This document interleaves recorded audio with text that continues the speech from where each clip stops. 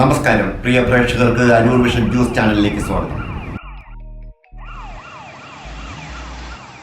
അരൂർ ഇടക്കൊച്ചി പാലത്തിൻ്റെ പ്രവേശന ഭാഗത്ത് വലതുഭാഗത്തായുള്ള സ്നേഹാരാമത്തിൻ്റെ കിഴക്കു ഭാഗത്ത് കായലിനരികിൽ മധ്യവയസ്കൻ്റെ മൃതശരീരം കാണപ്പെട്ടു.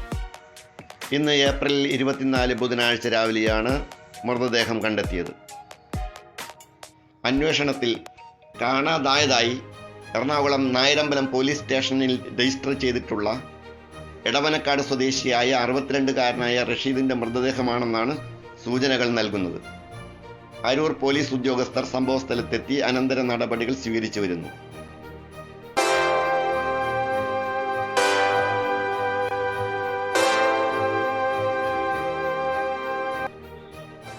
അരൂർ വിഷൻ ചാനലിന് വേണ്ടി LS അശോക് കുമാർ. നന്ദി.